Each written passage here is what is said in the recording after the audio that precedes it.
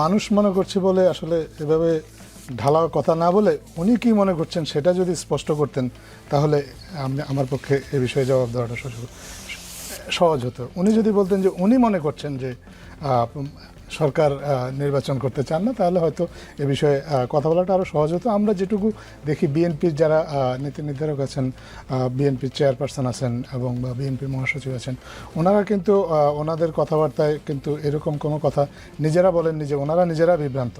ওনারা বরাবর মানুষের কথা বলে বিষয়টা আরেক দিকে বা অন্যদের উপর দিয়ে ওনারা নিজেরা আসলে এক ধরনের দায় এড়ান বলে আমরা মনে করি। জি, রিফাত রশিদ, উপদেষ্টা আসিফ মাহমুদ তার বইতে লিখেছেন, শুনলাম হাসনাত আবদুল্লাহ ও সার্জিস আলম সেনাবাহিনীর গাড়িতে করে ক্যান্টনমেন্টে যাচ্ছে। শুনে আমার মনটা খুবই বিক্ষুব্ধ হয়ে উঠল। সঙ্গে সঙ্গে হাসনাত আবদুল্লাহকে ফোন করে বললাম, ক্যান্টনমেন্টে গেলে আপনাদেরও জাতীয় বেঈমান ঘোষণা করা হবে। আসিফ মাহমুদের বইয়ের লেখাটি নিয়ে আপত্তি জানিয়েছেন বৈষম্য বিরোধী আন্দোলনের সমন্বয়ক হাসনাত পড়েছি, তারা লিখেছে। জি জি জি জি, দক্ষিণাঞ্চলের মুখপাত্র। এখানে ডেজিগনেশনটি ভুল লেখা আছে। আচ্ছা, যাই হোক, কমেন্ট করেছেন তিনি এবং কমেন্টে লিখেছেন, লাস্ট প্যারাটা fabricated, just distortion of history. আমরা ক্যান্টনমেন্টে যাওয়ার প্রশ্নই আসে না, কারণ বাজার থেকে জোনায়েদ সাকিব ভাই আমাদের গাড়িতে তোলেন, গাড়ি বিশ্ববিদ্যালয়ের দিকে যাচ্ছিল, আসিফ প্রথমে কল দিয়ে বলে এএফপির অফিসে যেতে। অভ্যুত্থানের 8 মাস না পেরোতেই আসলে ইতিহাস নিয়ে একদম অভ্যুত্থানের সামনে সারিতে যারা আছেন তাদের মধ্যে কি বলবো, মতভেদ, হালকা গাঢ় যেটাই হোক মতভেদ দেখতে পাচ্ছি। এটা কেমন হলো বিষয়টা? আচ্ছা, যখন আসিফ মাহমুদ যিনি এই বইটা লিখেছেন তিনি কিন্তু একটা কথা স্পষ্টভাবে বলেছেন যে এইটা তার দৃষ্টিতে, সে যেভাবে জুলাই গণঅভ্যুত্থান দেখেছে এটা আসলে তার কথাবার্তা, সে যেভাবে আসলে দেখেছে। জুলাই গণঅভ্যুত্থানের প্রত্যেকটা মানুষের ইন্ডিভিজুয়াল একটা ইতিহাস আছে। দেখুন, জুলাই গণঅভ্যুত্থান পূর্ববর্তী সময় আসিফ মাহমুদ এবং আমি রুমমেট ছিলাম। আমার যে জুলাই গণঅভ্যুত্থানের যে জার্নি, আসিফ মাহমুদের এক না, আসিফ মাহমুদ নাহিদ ইসলাম একসাথে ছিলেন, আসিফ মাহমুদ এবং নাহিদ ইসলামের এক না। প্রত্যেকটা মানুষের ইন্ডিভিজুয়াল আসলে জুলাই গণঅভ্যুত্থানের জার্নির আলাদা। আপনি একভাবে বলবেন, আপনি যেভাবে দেখছেন আপনি সেভাবে বলবেন, আমি যেভাবে দেখেছি আমি সেভাবে বলবো। নাহিদ ইসলাম গতকালকে যখন এই বইয়ের প্রকাশনা যে অনুষ্ঠানটা হয়ে ওইখানের ভিতরে বলছিল যে আমাকে যখন ডিবি বা হলো গিয়ে যারাই আসলে ইন্টেলিজেন্স তুলে নিয়ে যায় তারা আমাকে মারছিল, কিন্তু আমার থেকে কিছু বের করতে পারিনি, কারণ আমি অনেক কিছু ইচ্ছা করে জানতাম না, যাতে করে আমাকে যদি টার্গেট করা হয়, আমাকে যদি টর্চারও করা হয়, তারা আমার থেকে আসলে ইনফরমেশন বের করতে না পারে। অনেকগুলো স্ট্র্যাটেজি ছিল। এবং জুলাই গণঅভ্যুত্থানে আমরা একটা জিনিস আসলে পলিসি আকারে নিয়েছিলাম, আমরা কোনো কেন্দ্রীয় নেতৃত্ব বানাবো না, একক নেতৃত্ব তৈরি করবো না, একক নেতৃত্বের আন্ডারে আমরা আসলে আন্দোলন বলি আর পলিটিক্যাল পার্টি বলি, সব জায়গার ভিতরে এই প্রসেসটা বা এই মডেলটা শিফট করতে চেয়েছি যে আমরা কখনো একক নেতৃত্ব রাখবো না। আমরা ফার্স্ট লেয়ার সেকেন্ড লেয়ার অনেকগুলো শিফট করেছি, একজন এক একটা সেক্টর দেখো তো এক একটা জিনিস যাতো। প্রত্যেকটা মানুষের আসলে জুলাইয়ের ইতিহাস, জুলাইয়ের যে পার্সপেক্টিভ দেখার ইতিহাস আলাদা। এই যে আপনারা যে বললেন যে আলী হাসান জোনায়েদরা বা রাফি সালমান রিফাতরা আসলে নতুন রাজনৈতিক দল খুলছেন, তারা আসলে নিজেদের মতো করে আসলে জুলাইয়ের ইতিহাস বর্ণনা করছেন বলে আসলে অনেকে বলছেন ফ্যাব্রিকেটেড। প্রত্যেকের আসলে জুলাইয়ের একটা আলাদা জার্নি আছে। আমরা একটা কথা সবার কাছে রিকোয়েস্ট করব বা বলবো, জুলাই গণ অভ্যুত্থান নিয়ে আপনি যখন যে ইতিহাসটাই যারাই লিখবেন তারা যাতে এখানের ভিতরে সত্য হয়। আসিফ মাহমুদের ওই দিনের যে ঘটনাটা যে হলো গিয়ে চ্যানেল 24 অফিসের ওই ঘটনার ওই সময়ের ভিতরে যারা উপস্থিত ছিলেন সবাই এই কথাটাই বলেছেন, আসিফ মাহমুদ যে কথা বলছে সেটা সত্য।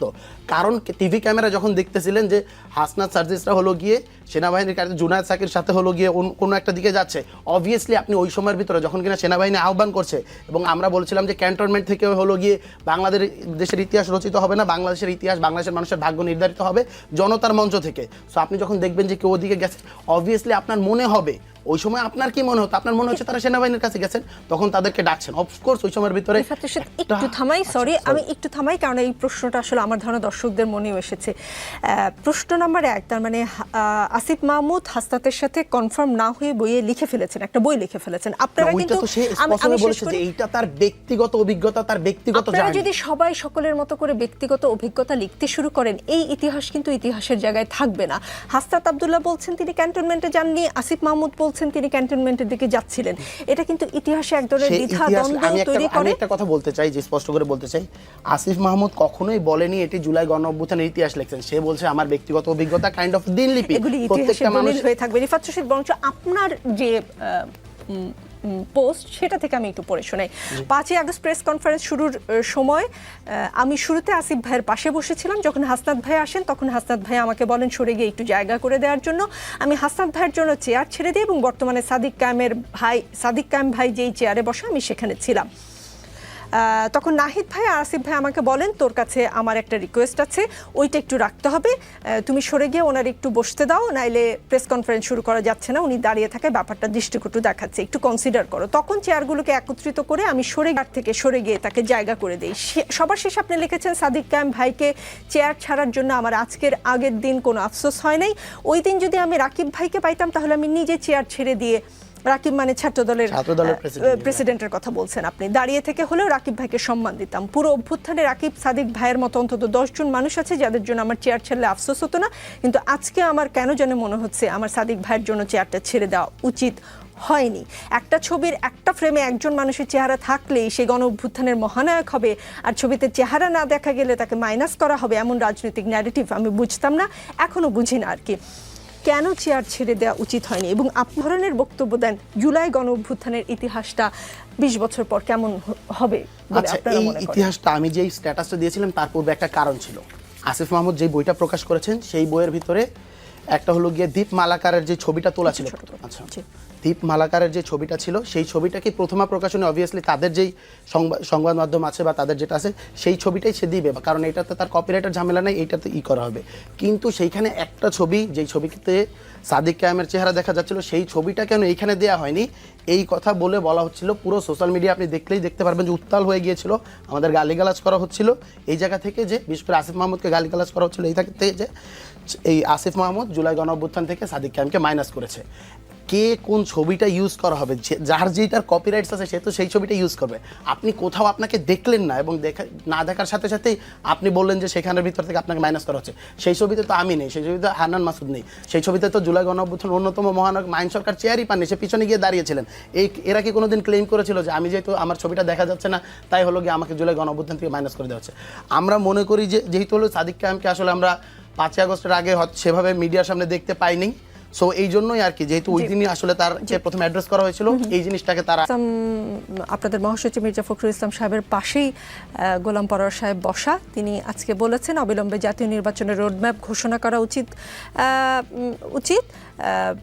গোলাম পরোয়ার সাহেব মানে জামাত ইসলামের সেক্রেটারি জেনারেল, তিনি বলেছেন যে অহেতুক কোনো বিলম্ব না করে জাতির আশা আকাঙ্ক্ষা পূরণের জন্য প্রয়োজনীয় সংস্কার কার্যক্রম শেষ করতে যতটুকু সময়ের প্রয়োজন সেই সময়ের মধ্যে সংস্কার সম্পূর্ণ করে অবিলম্বে নির্বাচনের তারিখ ও রোডম্যাপ ঘোষণা করা উচিত।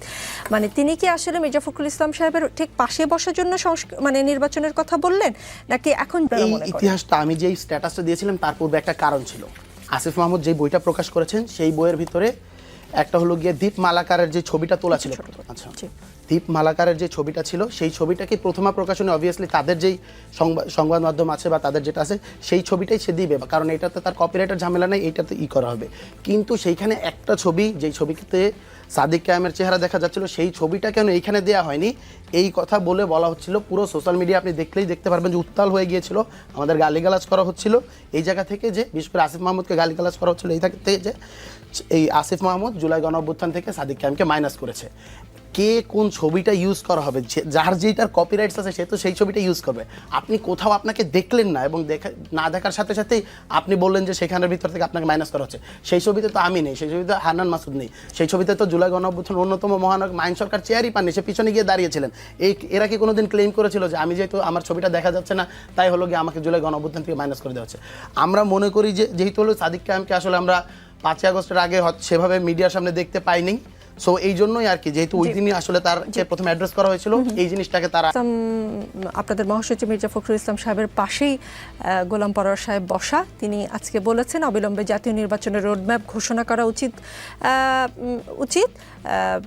গোলাম পরোয়ার সাহেব মানে জামাত ইসলামের সেক্রেটারি জেনারেল, তিনি বলেছেন যে অহেতুক কোনো বিলম্ব না করে জাতির আশা আকাঙ্ক্ষা পূরণের জন্য প্রয়োজনীয় সংস্কার কার্যক্রম শেষ করতে যতটুকু সময়ের প্রয়োজন সেই সময়ের মধ্যে সংস্কার সম্পূর্ণ করে অবিলম্বে নির্বাচনের তারিখ ও রোডম্যাপ ঘোষণা করা উচিত। মানে তিনি কি আসলে মির্জা ফখরুল